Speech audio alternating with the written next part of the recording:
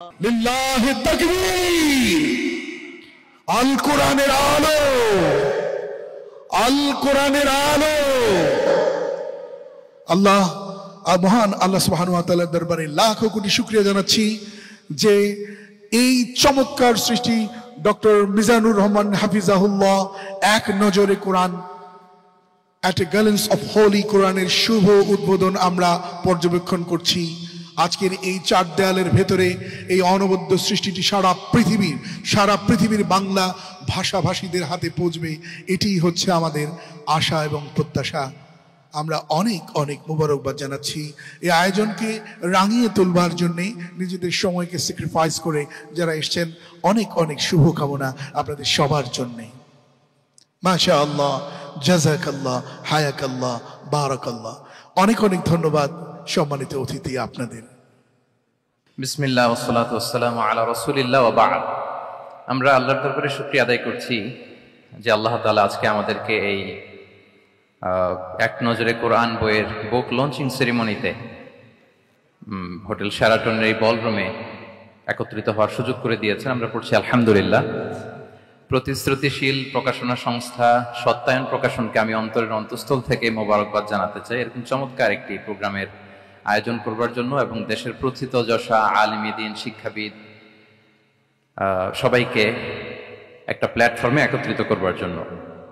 আজকের প্রোগ্রামে আপনারা যারা উপস্থিত হয়েছেন আমি আপনাদের সবাইকে অন্তরের অন্তঃস্থল থেকে শুভেচ্ছা জানাতে চাই। আজকের প্রোগ্রামে উপস্থিত হয়েছেন এদেশের প্রথিতযশা আলেমী দ্বীন শিক্ষাবিদ, সাহিত্যিক, কবি, সামাজিক, ধর্মীয় এবং রাজনৈতিক নেতৃবৃন্দ সহ পুরো সত্যায়নের টিম। আমি আপনাদের প্রত্যেককে আবারও আন্তরিক মোবারকবাদ এবং অভিনন্দন জানিয়ে শুরু করছি। প্রিয় সুধী, আল্লাহর দরবারে শুকরিয়া যে এরকম একটি বড় কাজ আমরা শেষ করতে পেরেছি। আল্লাহ তাআলা আল কোরআন আল কারীমকে তিনি গোটা বিশ্ববাসীর জন্য রিমাইন্ডার বা হেদায়েত করে প্রেরণ করেছেন। মুসলিম অমুসলিম নির্বিশেষে আমরা অনেক সময় এই ব্যাপারটিকে এভাবে প্রেজেন্ট করি না। আমাদের সবারই এভাবে প্রেজেন্ট করা দরকার যে এটা হচ্ছে কোরআনটা এমন একটা গ্রন্থ যেটা সবার জন্য, for the entire universe, for the entire human being. এবং এই কথাটা আল্লাহ খুব স্পষ্টভাবে বলেছেন যে এই কোরআন হচ্ছে যিকরা লিল আলামিন। এটা হচ্ছে reminder for the entire universe. সবার জন্য এখানে রিমাইন্ডার আছে, উপদেশ আছে, মুসলিম অমুসলিম নির্বিশেষে। এবং পাশাপাশি এই কিতাবটি সর্বশেষ আসমানি কিতাব আল কোরআন আল কারীম, এটি পৃথিবীর সবচাইতে, আমি প্রায় বলি যে সবচাইতে ইন্টারেক্টিভ একটা কিতাব, লাইফ ওরিয়েন্টেড একটা কিতাব, জীবন ঘনিষ্ঠ। এর চেয়ে বড় জীবন ঘনিষ্ঠ কিতাব আর হয় না।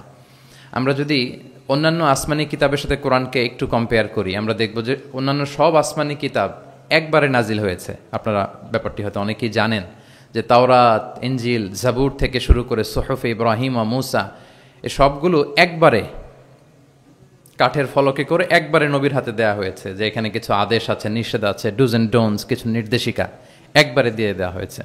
কিন্তু কোরআন হচ্ছে একেবারে ব্যতিক্রম, একবারে আসেনি, 23 বছরের একটা লং পিরিয়ড অফ টাইমে এসেছে।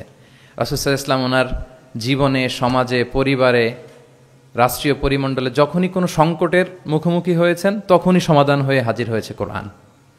তিনি পরিবারে সংকটের মুখোমুখি হয়েছেন, কোরআন এসেছে। ফ্যামিলি অ্যাফেয়ার্স নিয়ে চাপে আছেন, কোরআনে এসেছে। মদিনার বাজারে কিছু নিয়ে ডিল করছেন, সমস্যা, কোরআন নাজিল হয়েছে। যুদ্ধের ময়দানে কোরআন নাজিল হয়েছে। তিনি পাহাড়ে চড়েছেন, পাহাড়ের উপরে কোরআন নাজিল হয়েছে। মক্কায় নাজিল হয়েছে, মদিনাতে নাজিল হয়েছে, মরুভূমির মাঝখানে নাজিল হয়েছে। মানে যেখানে সমস্যা সেখানে কোরআন, প্রবলেম সলভিং মেথোডোলজি নিয়ে। এজন্য 23 বছরের লম্বা সময়টা লেগেছে। এজন্য এটা খুবই লাইফ ওরিয়েন্টেড, জীবন ঘনিষ্ঠ, ইন্টারেক্টিভ একটা কিতাব। মানুষের সাথে খুবই ইন্টারেক্ট করে কোরআন। যেখানে আমাদের সমস্যা ওখানে কোরআন এসেছে। এবং এটাকে আল্লাহ তাআলা ক্রাইটেরিয়ান বলেছেন এই কোরআনকে, আল ফুরকান, অর্থাৎ the criterion two differentiate between right and রং। সত্য মিথ্যার মধ্যে পার্থক্য করে দেয়। ইউফারিকু বাইনাল হাক্কি ওয়াল বাতিল।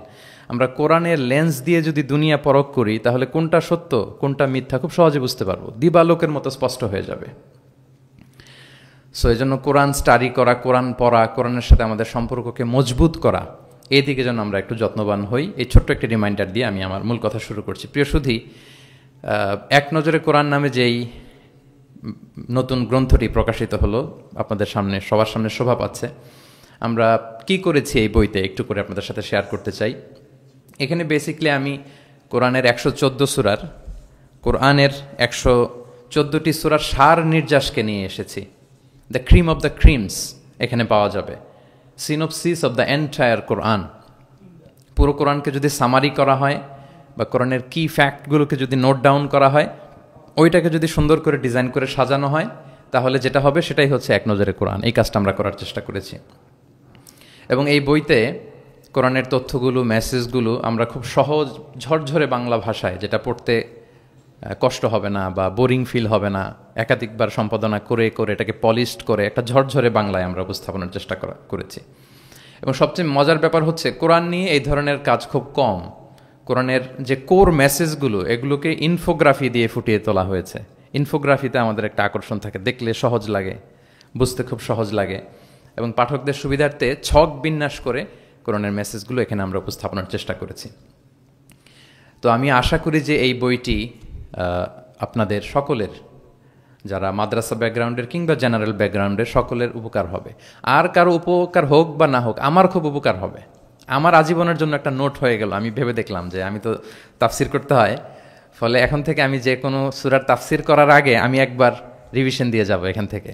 মানে আমার জন্য একটা আজীবনের কাজ হয়ে গেছে। সত্যায়নকে আমি আবারও ধন্যবাদ জানাতে চাই যে আমার তাফসির প্রোগ্রামের যেই হোমওয়ার্ক বা ম্যাটেরিয়াল রেডি করা, এটা ওনারা সহজ করে দিলেন এই কাজের মধ্য দিয়ে।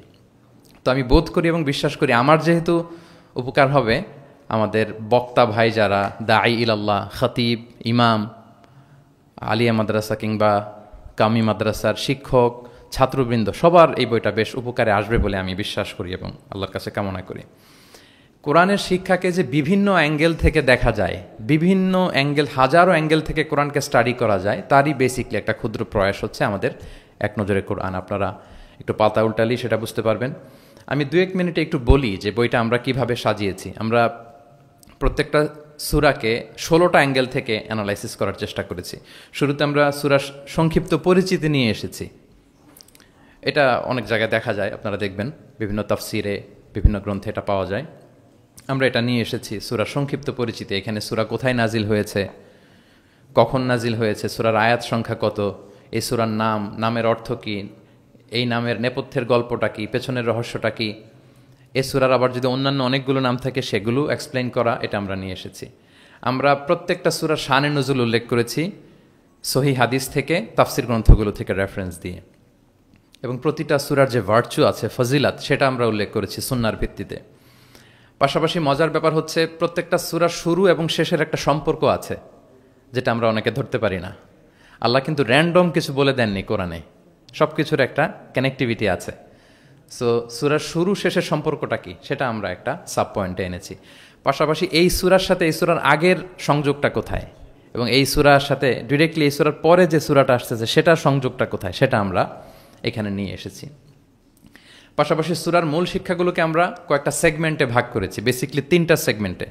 প্রত্যেকটা সূরার যে মূল বক্তব্য, মৌলিক কথাগুলো আমরা 3টা সেগমেন্টে নিয়ে এসেছি, যাতে সেগমেন্টগুলো দেখলেই একজন পাঠক, একজন শিক্ষার্থী সহজেই শিক্ষাগুলোকে আত্মস্থ করতে পারে। তারপরে গতিপথ নামে আমরা, এগুলো হচ্ছে আমাদের ইউনিকনেস, এরকম দেখা যায় না। প্রত্যেকটা সূরার মধ্যে গতিপথ নামে একটা টাইটেল আপনারা পাবেন। আপনারা জানেন যে কোরআনের কথাগুলো প্রায়ই আলোচনার মোড় চেঞ্জ হয়। আল্লাহ হিস্ট্রি দিয়ে শুরু করেন, হিস্ট্রি বলতে বলতে হঠাৎ আল্লাহ আবার জান্নাতের ভেতরে ঢুকে যান, জান্নাতের পরপরই আবার জাহান্নামের কথা বলেন, এরপরে আবার কিছু ডুজ অ্যান্ড ডোন্টস, কিছু ইনস্ট্রাকশন। তো সাধারণ মানুষের এই ডটগুলো কানেক্ট করতে একটু সমস্যা হয়। We connected the dots. গতিপথ দিয়ে আমরা বুঝিয়েছি যে কখন কোথায় আলোচনার মোড় নিয়েছে, একটার পর একটা কিভাবে আসলো, এই সিকোয়েন্সটা আমরা গতিপথে উল্লেখ করেছি। এরপর আমরা ওভারভিউ রেখেছি একটা পয়েন্টে। ওভারভিউ হচ্ছে সূরার আয়াত ভিত্তিক বা রেঞ্জ ভিত্তিক এই সূরাতে কী নিয়ে আলোচনা করা হয়েছে তার সার নির্যাস। সূরা যত বড় হোক 10টা কলামে আমরা নিয়ে এসেছি। যেমন সূরা বাকারা অনেক বড় সূরা, 286টা আয়াতের সূরা, কিন্তু 10টা কলামে যদি আপনি দেখেন এন্টায়ার সূরা বাকারাতে কি আছে সার নির্যাস আমরা এখানে উল্লেখ করেছি। এরপর মেজর থিম উল্লেখ করেছি। বিভিন্ন বিষয় নিয়ে প্রতিটি সূরাতে আলোচনা হলেও কিছু ফোকাসড পয়েন্ট থাকে একটা সূরার, সেগুলোকে আমরা মেজর থিমে এনেছি। এরপর আমরা সেন্ট্রাল থিম রেখেছি, একটা সূরার কেন্দ্রীয় আলোচ্য বিষয় কি। এই বইয়ের কাজ করতে যে সবচেয়ে বেশি কষ্ট হয়েছে আমার এই সেন্ট্রাল থিম বের করতে, কারণ একটা বড় সূরার সেন্ট্রাল থিম নিয়ে আসা অনেক জটিল। আমি যদি আমার এই জার্নিটার সামান্য একটু আমি কয়েক সেকেন্ডে শেয়ার করি, লেটস সে সূরা বাকারার সেন্ট্রাল থিম আমি কিভাবে বের করেছি। 286টা আয়াত, এই 286 আয়াতের মধ্যে এক কথায় সূরা বাকারার কেন্দ্রীয় আলোচ্য বিষয় কি আমরা কিভাবে বুঝব। আমরা সূরা বাকারার সেন্ট্রাল থিম লিখেছি চেঞ্জিং দ্য লিডারশিপ। বাকারার সেন্ট্রাল থিম হচ্ছে বেসিক্যালি নেতৃত্বের পরিবর্তন। তাগায়ুরুল কিয়াদা মিন বানি ইসরাইল ইলা বানি ইসমাইল। বনি ইসরায়েলিদের হাত থেকে ফ্ল্যাগ নিয়ে আল্লাহ বনি ইসমাইলিদের হাতে তুলে দিয়েছেন। এটা হচ্ছে সূরাতুল বাকারা। এবার আপনাদেরকে একটু ভিতরে নিয়ে যায়। আমরা যদি সূরা বাকারা খেয়াল করি দেখবেন যে শুরুতে ইয়া বানি ইসরাইল আযকুরু নি'মাতি আল্লাতি, শুধু বনি ইসরাইল তোমাদেরকে এই নিয়ামত দিয়েছি, এই দিয়েছি, সেই দিয়েছি, মানে ওদেরকে গ্লোরিফাই করা হয়েছে। ওরা অনেক বড় জাতি ছিল, অনেক বড় সভ্যতা ছিল, এটা বোঝা যাবে। মুসা আলাইহিস সালামের সাথে এই হয়েছে সেই হয়েছে। এগুলো বলতে বলতে খানিক পরে আল্লাহ তাআলা কেবলা পরিবর্তনের ঘটনা আনলেন। তাহবিলুল কেবলা। কেবলা চেঞ্জ মানে হচ্ছে ক্ষমতার চেঞ্জ, কেবলা চেঞ্জ মানে গদি চেঞ্জ, কেবলা চেঞ্জ মানে সভ্যতার পরিবর্তন। এই কেবলা চেঞ্জের পরপরই দেখবেন এই উম্মার কথা শুরু, নামাজ, রোজা, জাকাত, অনেক নির্দেশিকা, ডুজ অ্যান্ড ডোন্টস। তার মানে ওই সভ্যতার পতন সেখানে হয়েছে, নতুন এক সভ্যতার উত্থান এখানে হয়েছে। Changing the leadership. আমরা জানি যে অ্যাব্রাহামিক ফেথ যে আমরা বলি, তিনটা ধর্ম, ইসলাম, জুডাইজম অ্যান্ড ক্রিশ্চিয়ানিটি, এই তিন ধর্মের গোড়া যে মিলেছে ইব্রাহিম আলাইহিসসালামের এখানে, তাই তো? ইব্রাহিম আলাইহিসসালামের দুই সন্তান, ইসমাইল আলাইহিসসালাম, ইসহাক আলাইহিসসালাম। এটাকে যদি আমরা ইসমাইল ধরি, এটাকে যদি ইসহাক ধরি, তাহলে দেখেন এই ইসহাক আলাইহিসসালামের চ্যানেলে দুনিয়ার সব নবীরা এসেছে। সব নবী বলতে আমি বেশিরভাগ বোঝাচ্ছি, অলমোস্ট 99% নবী এই চ্যানেলে এসেছে। কিন্তু ইব্রাহিম আলাইহিসসালামের আরেক সন্তান ইসমাইলের চ্যানেলে কোনো নবী নেই, এটা নবী শূন্য একটা চ্যানেল। এবং সব নবীরা তাদের উম্মতের কাছে বলতো যে সর্বশেষ একজন নবী আসবে যিনি হবেন সবার সেরা, শ্রেষ্ঠ নবী। তো যেহেতু হাজার হাজার নবী ইসহাক, ইয়াকুব, ইউসুফ এই চ্যানেলে আসতেছে, তাদের একটা ধারণা ছিল ওই যে সর্বশেষ নবী, শ্রেষ্ঠ নবী, উনিও এই চ্যানেলেই আসবেন, সবার এটা বদ্ধমূল। আর এই চ্যানেলটাকে তারা বলতো নবী শূন্য চ্যানেল। ইসমাইল আলাইহিসসালামের চ্যানেলে 1000 বছর ধরে কোনো নবী আসে না, সব নবী আসে এই চ্যানেলে। কিন্তু আল্লাহ তাআলা তাদের ধারণাকে নস্যাৎ করে দিয়ে সর্বশেষ নবীকে আল্লাহ তাআলা এই চ্যানেলে না পাঠিয়ে মুহাম্মদুর রাসূলুল্লাহ সাল্লাল্লাহু আলাইহি ওয়াসাল্লামকে তিনি ইসমাইল আলাইহিসসালামের চ্যানেলে পাঠালেন। ফলে লিডারশিপের চেঞ্জ হলো। এইভাবে আমরা সূরা বাকারার সেন্ট্রাল থিমকে আইডেন্টিফাই করেছি, চেঞ্জিং দ্য লিডারশিপ ফ্রম বানি ইসরাইল ইলা বানি ইসমাইল। রাসূল সাল্লাল্লাহু আলাইহি ওয়াসাল্লাম কিন্তু বনি ইসরাইল ছিলেন না, তিনি ছিলেন বানি ইসমাইল। এভাবে আমরা সেন্ট্রাল থিম বের করেছি। কজ অ্যান্ড ইফেক্ট নামে একটা, এগুলো আপনারা সোশ্যাল সায়েন্সের বিভিন্ন বইতে পাবেন। তাফসির গ্রন্থে সাধারণত আমরা আমাদের ক্লাসিক 83 বইগুলোতে দেখি না, কিন্তু আমরা কজ অ্যান্ড ইফেক্ট রেখেছি। প্রত্যেকটা সূরার একটা নির্বাচিত আয়াত থেকে একটা কারণ এবং এই কারণের প্রভাব। ওয়ালাউ আন্না আহলাল কুরা আমানু ওয়াত্তাকাউ লাফাতাহনা আলাইহিম বারাকাতিম মিনাস সামা। জনপদের অধিবাসীরা যদি ঈমান আনে এবং তাকওয়া অবলম্বন করে তাহলে কি পাবে? বারাকাতিম। এটা হচ্ছে কজ, এটা হচ্ছে ইফেক্ট। লা ইন শাকারতুম লা আযীদান্না, এটা কজ, এটা ইফেক্ট। এইভাবে আমরা শুধু কজ অ্যান্ড ইফেক্ট দিয়ে 600 পৃষ্ঠার বই করা সম্ভব। তো আমরা প্রত্যেকটা সূরা থেকে একটা কজ অ্যান্ড ইফেক্ট এখানে উল্লেখ করেছি, জাস্ট একটা বিগিনিং হিসেবে। ইন ফিউচারে যদি আল্লাহ তাআলা আমাদেরকে তৌফিক দান করেন আমরা হয়তো কাজ করব।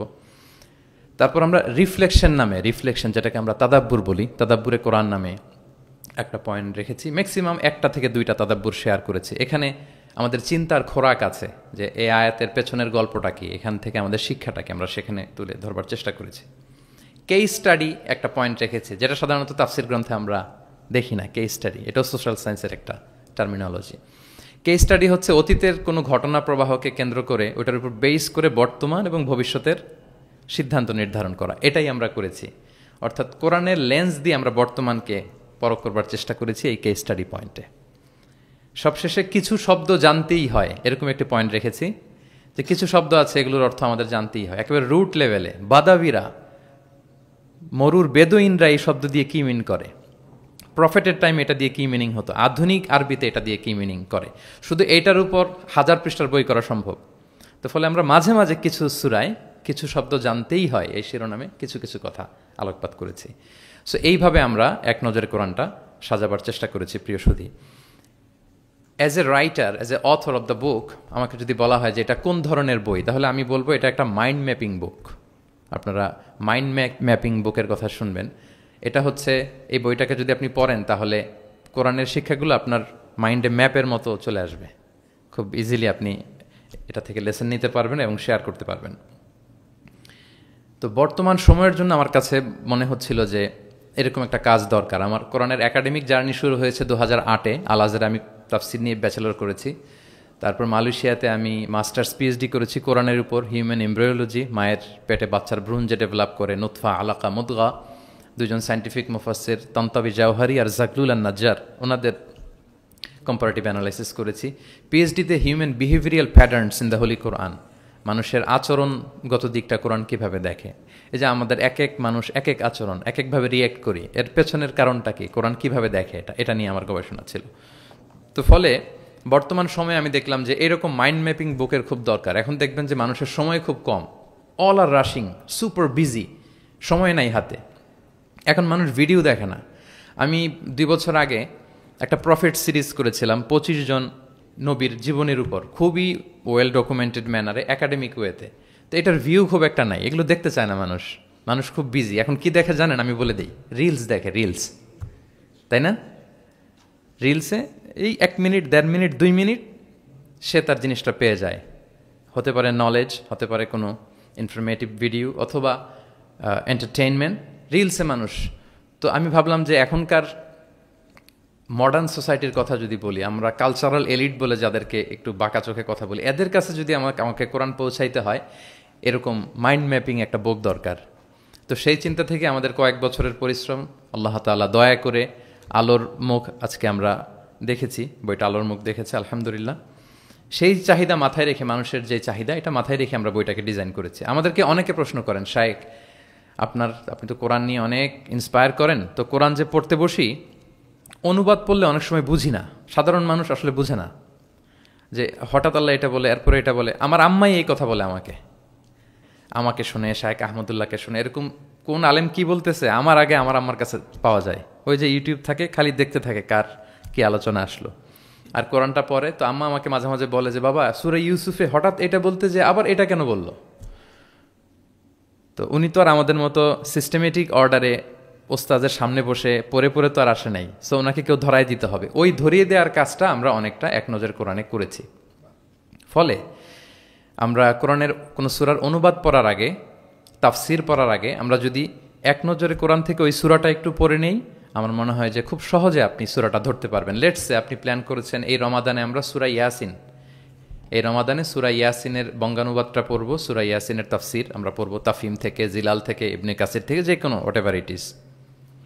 আপনি সূরা ইয়াসিনের অনুবাদ এবং তাফসির পড়ার আগে যদি এক নজরে কোরআন থেকে জাস্ট 5 পৃষ্ঠা একটু পড়ে নেন, আপনি আগে থেকেই বুঝে যাবেন এই সূরায় কি কি আছে, কি কি বলা হচ্ছে, সেন্ট্রাল থিম কি, মেজর থিম কি, সার নির্যাসটা কি সূরা ইয়াসিনের, এখানে আপনি পেয়ে যাবেন। এরপর আপনি অনুবাদ পড়েন, সহজ, you will get an overall idea. সহজ হবে আপনার জন্য ইনশাআল্লাহ বিইذনিল্লাহ। তো আমি কয়েক বছর আরব বিশ্বে পড়াশোনা করেছি, আল আজহার ইউনিভার্সিটিতে। ওয়েস্টার্ন ওয়ার্ল্ডেও আমাদের বিভিন্ন লাইব্রেরিতে ভিজিট করার সুযোগ হয়েছে। তো ওখানে আমি দেখতাম যে খুব সুন্দর সুন্দর বই, অনেক সুন্দর বাইন্ডিং, ছাপা ভালো, পৃষ্ঠা ভালো, কালারফুল। মোস্ট রিসেন্টলি আমি একটা বই পড়ছি, মিরাজ মহিউদ্দিন নামে একজন Egyptian scholar, Harvard graduate, revelation নামে, অনেকে হয়তো দেখে থাকবেন। এত চমৎকার বই সিরাতের উপর আমি আমার পুরো জীবনীতে দেখিনি। হার্ভার্ড গ্রাজুয়েট সে, এমনভাবে সে সিরাতটাকে মানে ভিজুয়ালি প্রেজেন্ট করেছে, অবাক করা। তো আমার খুব ইচ্ছে ছিল যে ওয়াই নট বাংলাদেশে আমরা আমাদের এই পাবলিকেশন ইন্ডাস্ট্রি থেকে এরকম বই কেন হয় না। তো যেই প্রকাশকের সাথেই কথা বলি, ওনারা বলে যে শায়েক আপনি তো জানেন না, এই দেশে মাথার চেয়ে পায়ের দাম নাকি বেশি। তাই আমি বললাম এটা আবার কি জিনিস। বলে যে পায়ে তো জুতা পরে, মানুষ জুতা কেনার জন্য অ্যাটলিস্ট 2000 টাকা বাজেট রাখে, মানে 2000 টাকার কমের নিচে নাকি জুতা হয় না এই দেশে, ভালো জুতা। তো বলে যেই লোক 2000 টাকা দিয়ে জুতা কিনবে পায়ের জন্য, সে বই খুঁজে 600 পৃষ্ঠার বই হইতে হবে, দাম হইতে হবে 500 টাকার নিচে। তো এই ব্যাপারটা যৌক্তিক, আমাদের মধ্যে ওই কালচারটা গড়ে ওঠেনি। তো আমি আবারও সত্যায়ন প্রকাশনকে ধন্যবাদ জানাতে চাই। ওনাদের সাথে অনেক মিটিং করে, অনেকভাবে বুঝিয়ে আমি ওনাদেরকে রাজি করেছি, এবং ওনারাও অ্যাগ্রি করেছেন যে না শাক, আপনি যেভাবে গাইড করবেন ওভাবেই আমরা বইটা করব। আপনারা দেখবেন যে 608 পৃষ্ঠার একটা বই, হার্ড কাভার 4 কালারের কম্বিনেশন এবং মেট যে আর্ট পেপার, পুরো আর্ট পেপার এই 608 পৃষ্ঠার বইকে আমরা এনেছি। তো আমার কাছে মনে হয় যে মডার্ন সোসাইটিতে আমাদের ইসলামের দাওয়া বা মেসেজগুলো পৌঁছাতে হলে আমাদের স্ট্র্যাটেজি একটু পাল্টাতে হবে। যেভাবে তাদের কাছে রিচ করা যায়, পৌঁছা যায়, আমাদের কন্টেন্ট যেমনি ভালো হইতে হবে, পাশাপাশি আমাদের বাধাই, আমাদের কাভার দেখলেই যাতে ভাল লাগে। আমার মনে হয় যে এই বইটা কেউ দেখে একটু নাড়াচাড়া করলেই সে এটা কালেক্ট করতে চাইবে। তো আমার তো আরও কয়েকটা পাবলিক ইভেন্ট আছে, আমি তো বিভাগীয় পর্যায়ে প্রোগ্রাম করছি, আমার ময়মনসিংহ এবং রাজশাহী বিভাগের প্রোগ্রাম বাকি। তো আমি সেখানেও আহ্বান জানাবো যে আপনারা কাইন্ডলি বইমেলায় যাবেন, যে বইটা শুধু দেখবেন, আমি কিনতে বলবো না কাউকে। তো এটার দাম যেহেতু একটু বেশি হয়ে যাচ্ছে, আমি প্ল্যান করতেছি যে আমাদের তো কিছু শুভাকাঙ্ক্ষী ভাই বন্ধু আছে, তাদেরকে বলবো যে কিনে কিনে বিতরণ করবেন। এলাকার কোনো ইমাম, খতিব, কোনো বক্তা যেন বাকি না থাকে। কেউ না পেলে আমার সাথে যোগাযোগ করবেন, আমি নিজ টাকায় এটা বিতরণ করব।